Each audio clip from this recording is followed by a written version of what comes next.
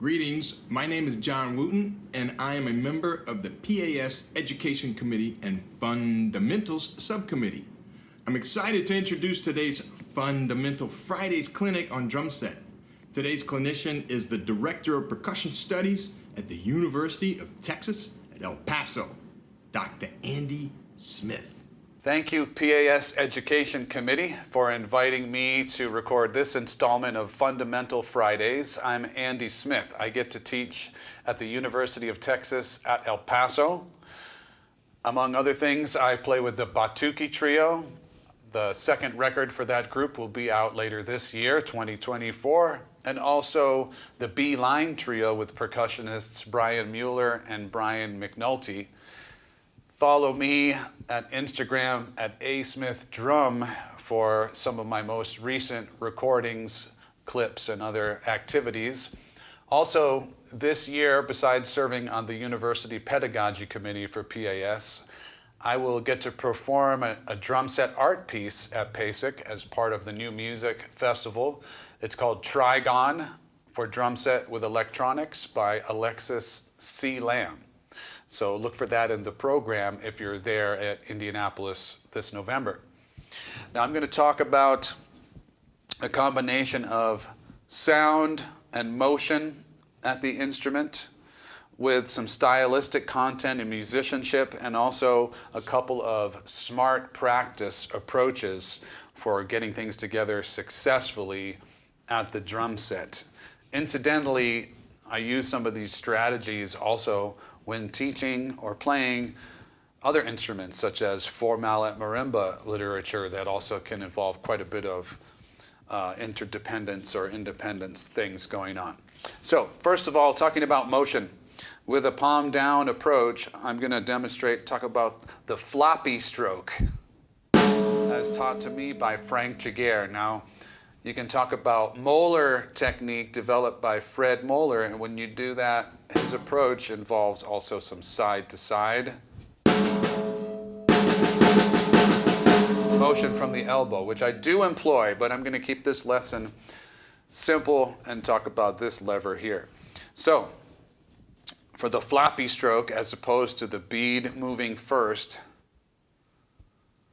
I'm going to start from the back of the stick, or imagine a puppeteer, a string lifting beginning at the wrist, like so, and then it's a throwing motion, throwing a baseball.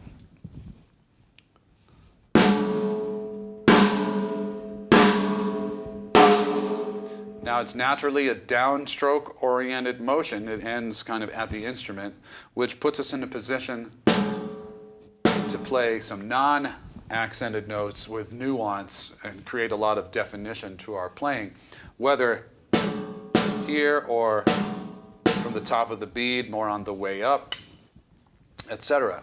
Now, getting sound, by using this motion, I'm putting weight of my arm behind the sound and also accelerating the stick. So I get more speed and more weight, more volume, a big sound with minimal effort in terms of stroke length and force from my playing. So also, besides fluidity, this sets me up well for nuance and layers of sounds at the instrument.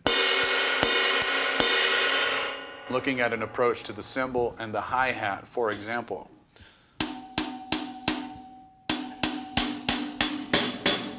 If I want to get two sounds,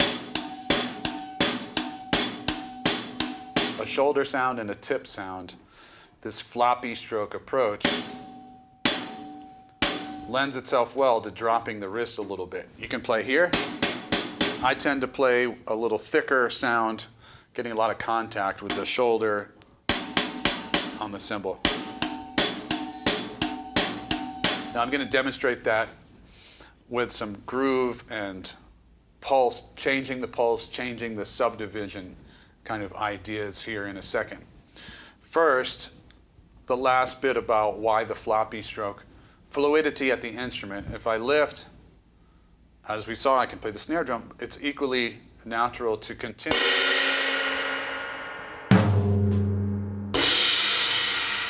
to move to other parts of the instrument, as you'll see as I continue to do some playing. So, utilizing the floppy stroke and non-accented notes, these motions.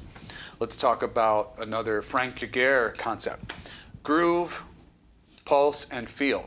So I'm gonna, the feel part in this case, I'm referring to the division or subdivision. So I'm gonna play an eighth note division of the beat with some simple rock grooves, kick and snare.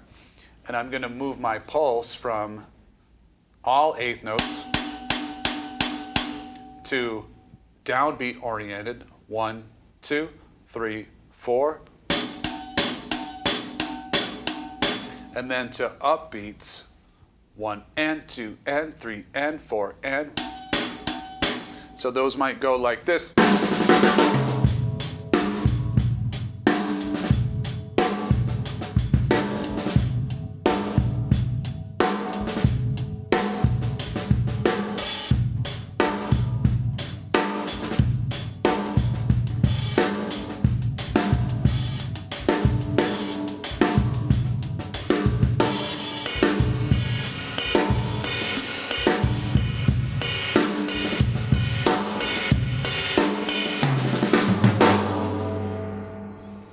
So you're hearing some examples of moving the pulse. Moving to a 16th note, subdivision, 1 E enda, 2 E enda, 1 T teta, 2 T teta, enchilada, enchilada, takadimi, however you want to conceive of those subdivisions. Again, we can accent, for example, the downbeat pulse or the upbeat pulse. One hand or two.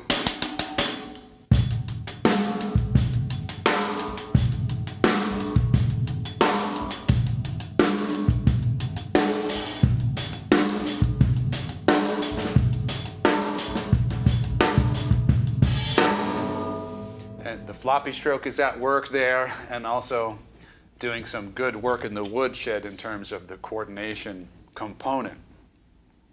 So let's talk about the coordination component and how to go about it. Horizontal breakdown. And I'm stealing all of this. When I was a teenager, I was studying with Frank Jagger, and I'm still using his great concepts. So horizontal breakdown, vertical breakdown I'll talk about, and singing. This is all Frank's concepts that I put still to this day using my teaching and my own concept. So, horizontal breakdown, we'll use a typical Bossa Nova groove as an example. And we're going to play the ostinato parts, and then we're going to break down the moving part. Now, I can't talk about Bossa Nova and not give a little brief context to the music. So, you might know the Bossa Nova as a Brazilian rhythm, and I'll assert that it's more a cousin or a sister or brother or a derivative of samba than a form of samba, because real pure samba is going to be very Afro-Brazilian in nature, in that the cycle of rhythm will stay consistent.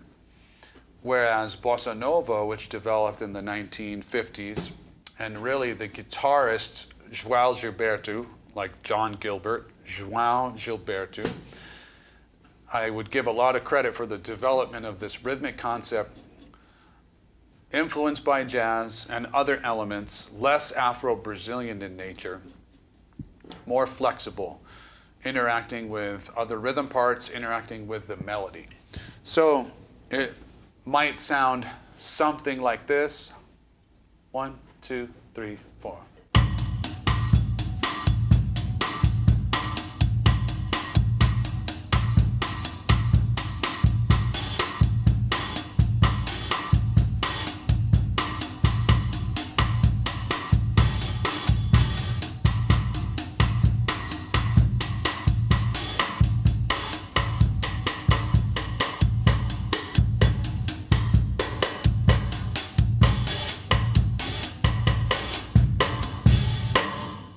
So I'm actually thinking of a tune. I'm thinking of the tune Girl from Ipanema while I'm playing.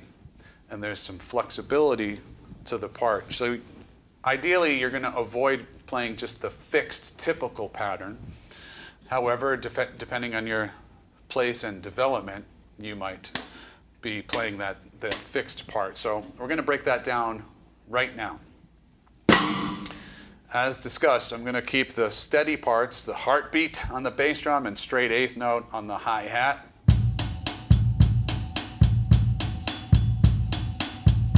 Over 2 measures, the left-hand part has 5 attacks in it, right? For the typical Exhibit 1A Bossa Nova rhythm most folks would refer to, which goes 1, 2, 3, 4.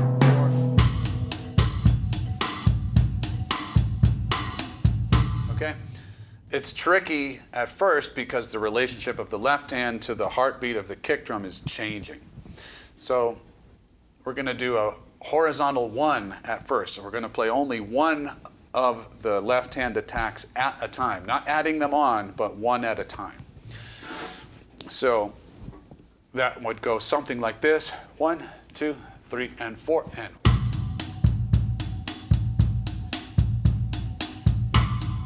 3, 4, 2, 2, 3, 4. 5. Then I'll drop that first note and just play the second one. 1, 2, 2, 3, 4. 1 and 2, 3, 4. 1 and 2. Then I'll drop that one, pick up the next one. 1, 2, 3, 4. That's a horizontal 1. Now I'll do a horizontal 2. I'll play 2 attacks of the left hand and not adding on. The first 2, and then the second and third 2, and then the third and the fourth. Like so. 2, 3, 4. 2.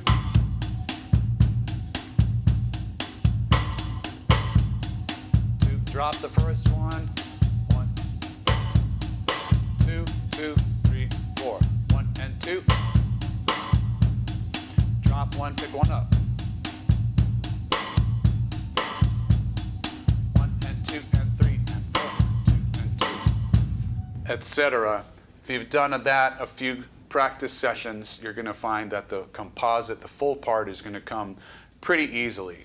Now, sometimes we have to survive. If you're a teacher, if you're a young player, you need to survive right now. Here's kind of a cheater Bossa Nova, half of the beat. And if you could do like a country rhythm or simple rock beat, just move the second backbeat up an eighth note, 1 and 2 and 3 and 4.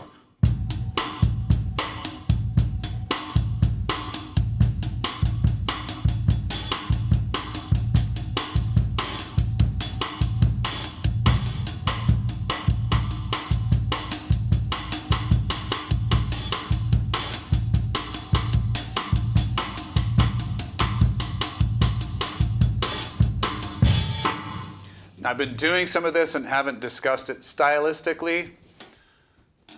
You can play no accent on the hi-hat. You can give a little agogic pulse. Perfectly stylistic to stress the hi-hat with the left-hand part. Another nice one is accent the 2 and 4. Here's one more quick taste of accenting the right hand with the left, and then accenting 2 and 4.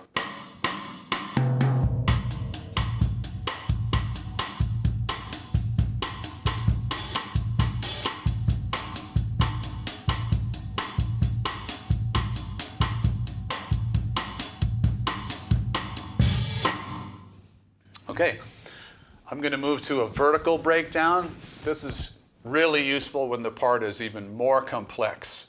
Maybe something like a David Garibaldi thing, a Dave Weckl thing, a lot of complexity where all of the limbs might be changing.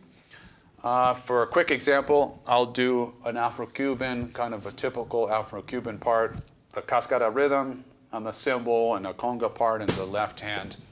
We'll do this.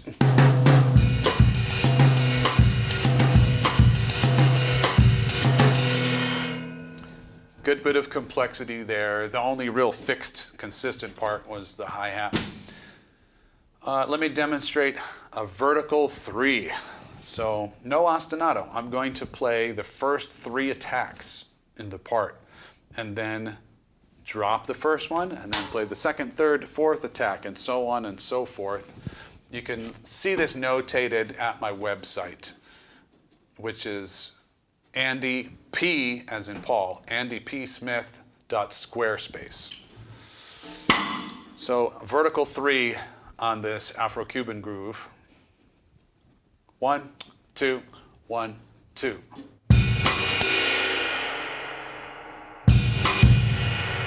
There it is. 2, 2, 2, 2, and 2. Then I got to drop one and pick one up. 1, 2, 1, 2.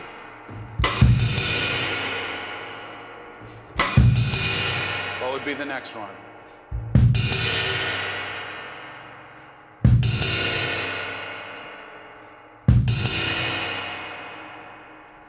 And so on and so forth. And when you end up putting them, you might practice this method a few days at least. Could be very slow. And by the way, you might start with a vertical 1, a vertical 2, 3, 4, 5. By the time you've done 5 notes at a time and you've cycled that through the entire part, you're going to find that you can play the full composite. Now, moving to lastly, singing in terms of a practice, smart practice technique. So in this case, we might be working something out, but at least are at a point we could play the part. So I'm going to use singing to get more depth, develop my sense of balance, time, depth of my sounds, etc. Let's use a simple groove with an upbeat in the cymbal, like so, 3, 4.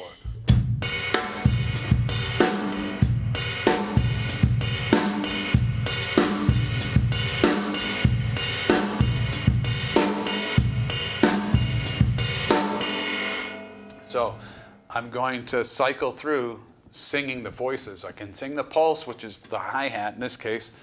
I'll sing chit with the hi-hat.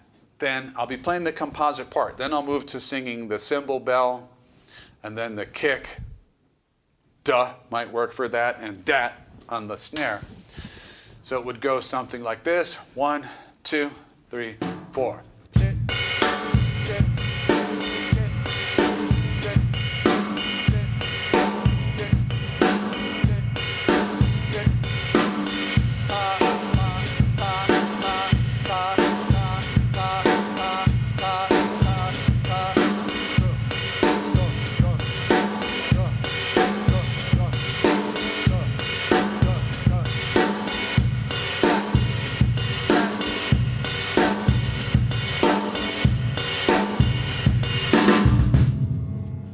Okay, that could work nicely also if you're reading or otherwise going through some variations on one voice or however many voices. Maybe we're playing, again, simple 8th note rock grooves and the bass drum part is changing. You can enhance that practice with a metronome on or a track and now sing the pulse, for example. 1, 2, 3, 4.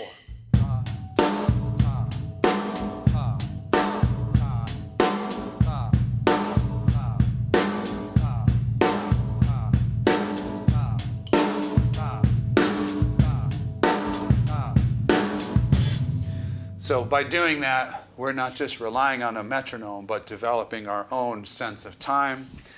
And always we're relating each of the parts to the pulse or to each other. Now, I'd like to talk lastly a little bit about jazz, time, some sound and playing form and common error. So I've talked about a palm down approach with a floppy stroke. If I'm playing just on a cymbal, it could be here, here. I'll tend to play thumb up, enabling a little bit of a different sound, a very open sound, fluid motion, setting up use of the fingers. Again, palm down if I'm incorporating the bell that way. So straight swing time, I need a nice articulate but buoyant quarter note.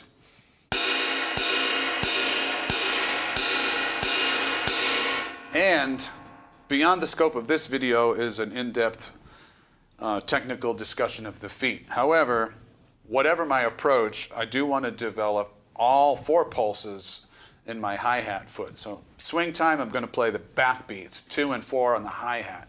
1. But I'm going to pulse all of the pulses. 1, 2, 3, 4.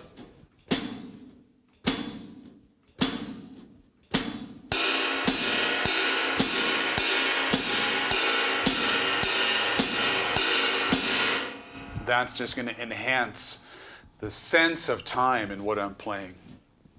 Now, a real common error that I see happen with young drummers or any age drummer in the ride cymbal is inadvertently stressing the 1 and the 3. Here. A 1, 2, 3, 4.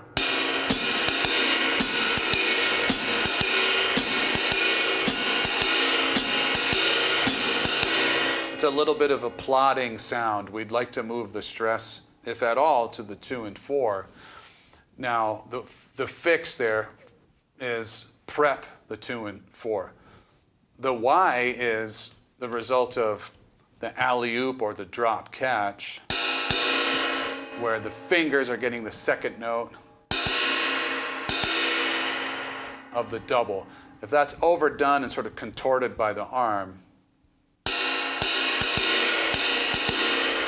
way too much stress on the 1 and 3. So if we just think prep the 2 and 4, combination, wrist, fingers.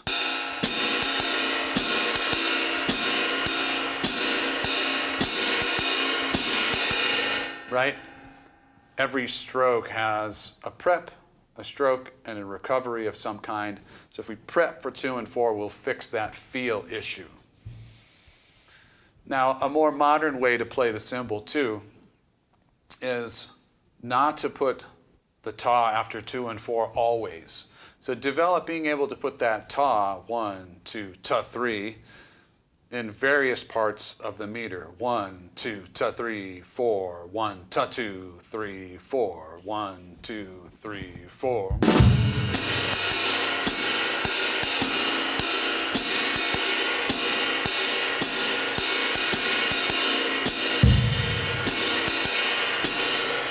And as I did just there, then you start to add some tied notes where you don't play the next downbeat.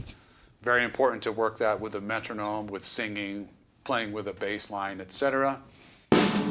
Then we start thinking about conveying some form. And at the most fundamental, like your stage band, your jazz band, you can use the kick drum like every couple measures. You can put a cross stick on 4, and now you convey 4/4, not just 2/4, right? If the performer is doing this, 1, 2, 3, 4, that's actually just a 2-beat figure repeated. If you do this,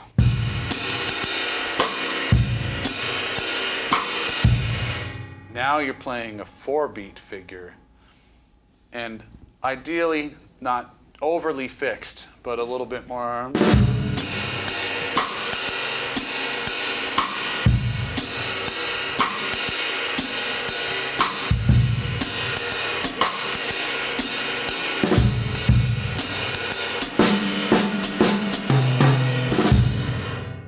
Now we're already thinking 4 and 8-bar phrases.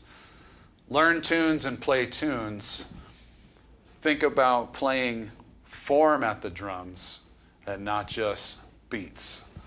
Now, above all, I want to encourage you to be curious, follow the musicians, follow the records. Used to be simple on the sleeve of the CD or the vinyl, and now it might involve a little Google search or a book or talking to musicians. Who plays on what? and what else do they play on. But follow the musicians, watch closely, listen closely to what great musicians around you and in live performances do. Thank you so much for checking it out. Thank you, PAS Education Committee. Go and have some fun making music, everyone.